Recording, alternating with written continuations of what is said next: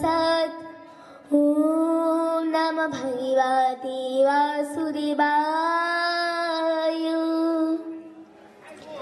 এখানে উপস্থিত মায়েরা এবং বাবাদের চরণে আমার শত সহস্র কোটি প্রণাম নিবেদন করছি, এবং এখানে উপস্থিত যে সকল বৈষ্ণবগণ রয়েছেন তাদের চরণেও আমার দণ্ডবোধ প্রণাম নিবেদন করছি, এবং আমার গুরু শ্রীমৎ ধ্রুবচৈতন্য তার চরণেও আমার শত সহস্র কোটি প্রণাম নিবেদন করছি। আমি কৃষ্ণ কথা জানি না, কৃষ্ণের ভক্ত হতে পারিনি, যদি আপনারা কৃপা করেন তাহলে আপনাদের মাঝে গীতার কিছু কথা বলার চেষ্টা করব। ওম নমঃ ভগবতে বাসুদেবায়। ওম অখণ্ডমণ্ডলাকারম ব্যপ্তং য়েন চরাচরম তৎপদং দর্শিতং জ্ঞান তস্मै শ্রী গুরবে নমঃ। আচ্ছা মায়েরা বাবারা, কতগুলো জন্ম পেয়েছি জানেন আপনারা? একদিন দুই দিন নয়, 84 লক্ষ বার আমরা এই ধরায় এসেছি, অর্থাৎ 84 লক্ষ জনে ভ্রমণ করে তারপর আমরা এই সুন্দর দেহটি পেয়েছি। এই যে আমরা 84 লক্ষ বার জন্মগ্রহণ করলাম, কিন্তু কোথায় এলাম, কিভাবে এলাম, কখন এলাম, এই সম্পর্কে আসলে মহাজন কি বললেন? আসলে মহাজন বললেন আমরা জলের প্রাণী হয়ে জন্মেছি, অর্থাৎ জলজা নবলক্ষাণি। আমরা জলের প্রাণী হয়ে জন্মেছি 9 লক্ষ বার, আর এই 9 লক্ষ বার জলজ প্রাণীর মধ্যে শেষ জন্ম কোনটি? শঙ্খ জনম। যেদিন আমরা শঙ্খ রূপে জন্ম নিলাম, যেদিন সেই শঙ্খ গোবিন্দের সেবায় বেজে উঠিল, সেদিন হতে আমরা এই জলজ প্রাণীর কুল হতে উদ্ধার পেলাম। স্থাবরা বিংশতি, স্থাবর স্থাবর বৃক্ষ রূপে আমরা জন্ম পেলাম। এই যত বৃক্ষ আমরা দেখতেই পাই আশেপাশে, এই বৃক্ষ রূপে জন্ম পেয়েছি আমরা 20 লক্ষ বার।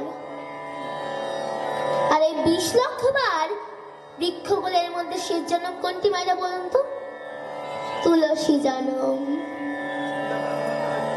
যেদিন আমরা তুলসী রূপে জন্ম পেলাম, যেদিন সে তুলসী পত্র গোবিন্দের ভোগের থালায় গোবিন্দায় নমঃ বলে নিবেদন করিল, যেদিন সে তুলসী পত্র গোবিন্দের চরণে নিবেদন করা হলো, সেদিন হতে আমরা এই বৃক্ষকুল হতে মুক্তি পেলাম।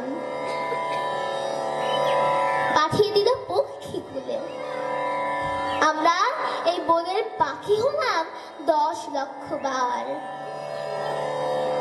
আর এই 10 লক্ষ বার পক্ষী কুলের মধ্যে শেষ জন্ম কোনটি? ময়ূর জন্ম।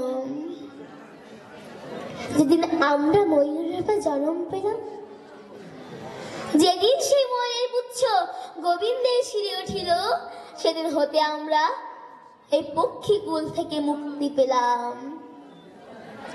পাঠিয়ে দিল কৃমিকীট কুলে। কৃমিকীট হয়েছি আমরা 11 লক্ষ বার, আর এই 11 লক্ষ বার কৃমিকীটের মধ্যে শেষ জন্ম হলো বজ্রকীট, আর যা নারায়ণ শিলায় থাকে। অবশেষে গেলাম আমরা পশুকুলে। হিংস্র বাঘ হলাম, হাতি হলাম, ঘোড়া রূপে জন্ম পেলাম, কুকুর হলাম, বিড়াল হলাম। আমরা এই সমস্ত পশুকুলে জন্ম পেলাম। ওগো দয়াময়, তুমি যদি আমায় বলবার মতো বদন দিতে, সেই বদন দিয়ে শুধু তোমারই নাম গাইতাম। গোবিন্দ তো বড় দয়াময়, এই ভক্তের চোখের কান্না সইতে পারছেন না। বলছে ভবে কি আমার নাম গাইবি, আমার সেবা করবি, কথা দিচ্ছিস? যা, সর্বস্ব দিয়ে দিলাম তোকে। কি করলো গোবিন্দ? বলবার মতো শক্তি দিল, দেখবার মতো নয়ন দিল, ভক্ত সঙ্গ করিবার লাগে হৃদয় দিল, গোবিন্দ দর্শনে যাবার জন্য চরণ দিল, সবই দিল মা, কিন্তু বিনিময় আমরা কি দিলাম? দিনন্দে একটু নাম গাইবারও আমরা সময় পাই না। দিনন্দে শুধু ভালো ভালো খাবো, ভালো জায়গায় ঘুরবো, ভালো খাবার খাবো, ভালো জায়গায় থাকবো, ভালো কাপড় পরবো, এ আমাদের কাজ হয়ে গেল, তাই তো? সাধে দুর্লভ মানব জন্ম পেয়েও আমরা হেলায় নষ্ট করে দিলাম। কিন্তু আয়ুর অভিনয় বেশি দিন নেই, একদিন না একদিন তো চলে যেতেই হবে। কিন্তু যে প্রতিশ্রুতি আমরা করেছিলাম, সেই প্রতিশ্রুতির কথা আমরা ভুলে গেলাম। আচ্ছা মায়েরা, কি সেবা দেই আমরা ভগবানকে? কি সেবা দেই? নকুল দানা, বাতাসা, চিনি, এগুলো তো, তাই না? কোম্পানি যে কেন এগুলোকে সৃষ্টি করেছিল? ভগবানের জন্য মাত্র দুটো নকুল দানা বরাদ্দ, খেলে খাবে, না খেলে না খাবে। যদি ভুলেও একটা বেশি পড়ে যায়, কি করে আমরা মায়েরা? তুলে রেখে দেই, তাই তো? আমরা অনেক হাসির ছলে যাচ্ছি, তাই না? কিন্তু হাসির ছলে নিলে হবে না, আমাদের চৈতন্য হতে হবে। ভগবান আমাদের কি দেননি? সব দিয়েছে, কিন্তু বিনিময়ে আমরা কিছু দেই না, কিচ্ছু দেই না। আর সেই দুটো নকুল দানা, সেই প্রসাদটুকু যে আমরা নিজের একটু বদলে দিব, আমরা সেই সময়টুকু আমাদের হয় না। সেগুলো খায় কারা? কালো কালো পিঁপড়ে যারা, তাই তো? এই হলো ভগবানের প্রতি আমাদের ভালোবাসা। তো কৃষ্ণ বলছে, পিসিমা কতদিন অনেক দুঃখ কষ্ট যন্ত্রণা ভোগ করেছিল, আজ তোমার পুত্র যুধিষ্ঠির আর ধর্মরাজ, সে আজ রাজা, তুমি যে আজ রাজমাতা, তোমার সকল দুঃখ কষ্টের অবসান ঘটেছে। তাহলে এবার তুমি আমায় বিদায় দাও, কাকিমা আমি আসি। তো পিসিমা মনে মনে ভাবছে, কৃষ্ণ যখনই আমাকে রেখে তার বাড়িতে যায়, সে বলে পিসিমা আমি আসি, সে কখনো বলে না পিসিমা তুমি আমার এবার বিদায় দাও। তো আজ যখন সে বলেছে এই কথা, আমি জানি সে আজ ফিরে গেলে আর কখনো সে আর আসবে না।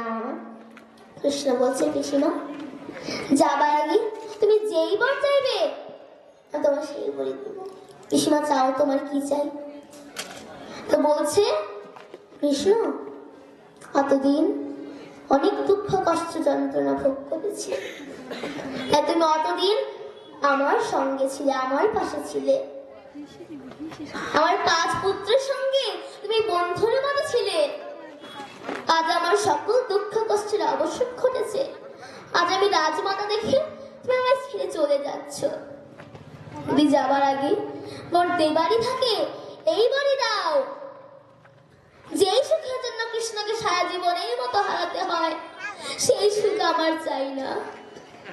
পৃথিবীতে যত দুঃখ কষ্ট যন্ত্রণা রয়েছে, সকল কিছু তুমি আমায় দিয়ে যে কৃষ্ণ।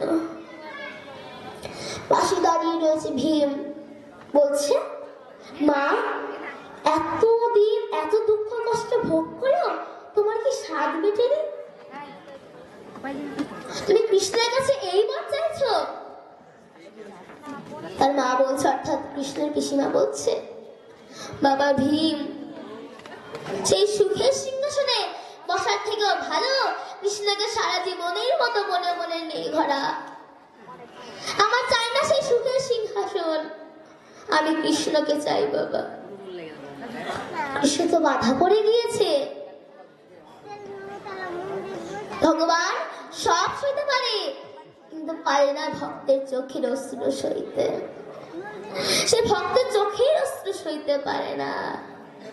তাই বলছি পিসিমা, তুমি চিন্তা করো না, তুমি যখনই আমায় স্মরণ করবে, আমি তখনই তোমার সামনে এসে উপস্থিত হব। তো আমার পাঠে যদি কোনো ভুল ত্রুটি হয়ে থাকে, সুন্দর ক্ষমা দৃষ্টিতে দেখবেন। জয় গীতা, জয় ভক্ত মণ্ডলী, সবাইকে সুপ্রণাম।